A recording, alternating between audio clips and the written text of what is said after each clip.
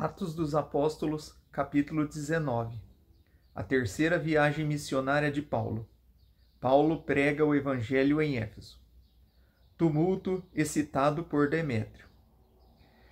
E sucedeu que, enquanto Apolo estava em Corinto, Paulo, tendo passado por todas as regiões superiores, chegou a Éfeso, e achando ali alguns discípulos, e disse-lhes: Recebestes vós já o Espírito Santo quando crestes? E eles disseram-lhe: Nós nem ainda ouvimos que haja Espírito Santo. Perguntou-lhes, então: Em que sois batizados? Então, eles disseram: No batismo de João.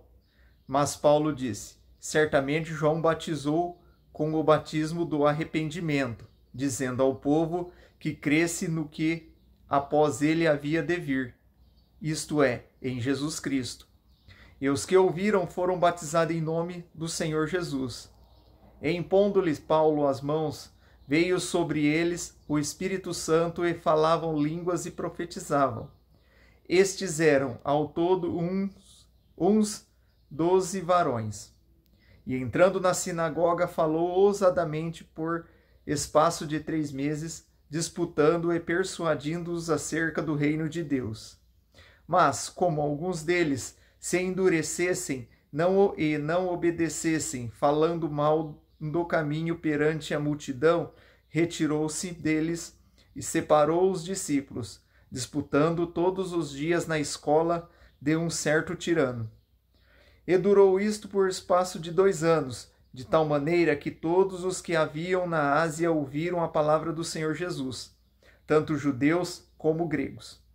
E Deus, pela mão de Paulo, fazia maravilhas extraordinárias, de sorte que até os lenços e aventais que se levavam do seu corpo aos enfermos e as enfermidades fugiam deles, e os espíritos malignos saíam.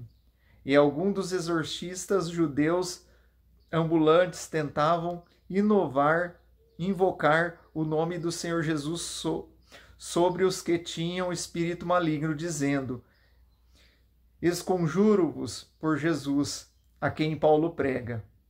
Os que faziam isto eram 7 filhos de Seva, judeu principal do sacerdote.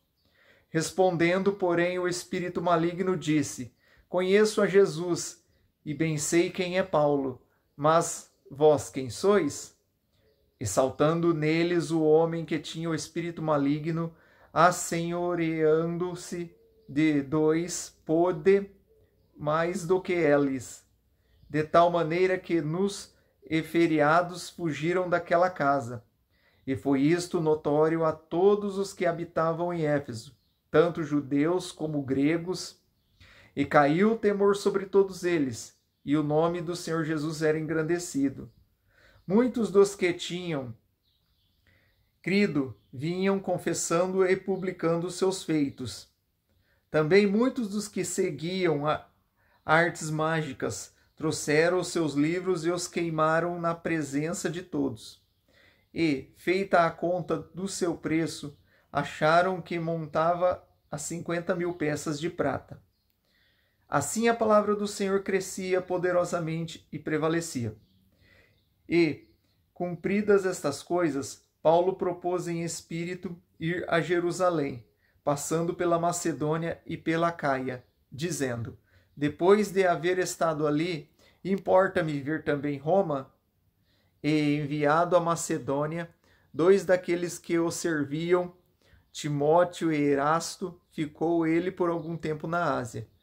Naquele mesmo tempo houve um não pequeno alvoroço acerca do caminho, porque um certo ourives da prata, por nome de Demétrio, fazia de prata nichos de Diana e dava não pouco lucros aos artífices, aos quais, havendo-os ajuntado com os oficiais de obra, semelhante disse: Varões, vós bem sabeis que deste ofício temos nossa prosperidade, e bem vedes e ouves que não só em Éfeso, mas até quase em toda a Ásia, este Paulo tem convencido e afastado uma grande multidão, dizendo que não são deuses que se fazem com as mãos.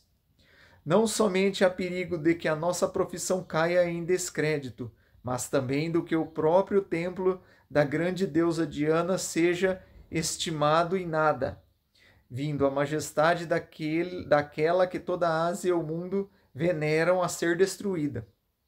Ouvindo isto, encheram-se de ira e clamaram, dizendo: Grande é a Diana dos Efésios. E encheu-se de confusão toda a cidade, e unânimes correram ao teatro, arrebentando a Gaio e a Aristarco, macedônios, companheiros de Paulo na viagem. E, querendo Paulo apresentar-se ao povo, não lhe permitiram os discípulos. Também alguns dos principais da Ásia eram seus amigos e lhe rogaram que não se apresentasse no teatro. Uns, pois, clamavam de uma maneira, outros de outra, porque o ajuntamento era confuso, e os mais deles não sabiam por que causa se tinham ajuntado. Então tiraram Alexandre dentre a multidão, impelindo-o os judeus para diante. E Alexandre, acenando com a mão, queria dar razão disto ao povo.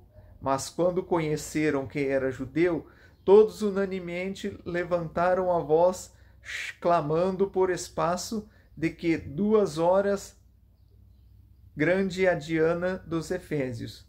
Então o escrivão da cidade, tendo apaziguado a multidão, disse: Varões efésios, qual é o homem que não sabe que a cidade dos Efésios é guardadora do templo da grande deusa Diana e da imagem que desceu de Júpiter?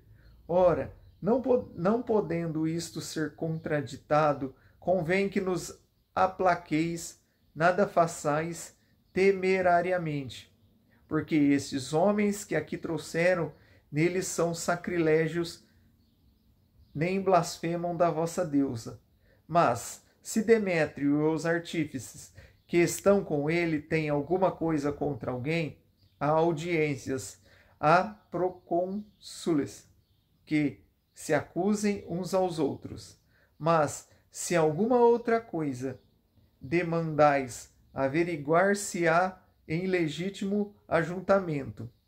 Na verdade, até corremos perigo de que, por hoje, sejamos acusados de sedição, não havendo causa alguma com que possamos justificar este concurso. E tendo dito isto, despediu o ajuntamento.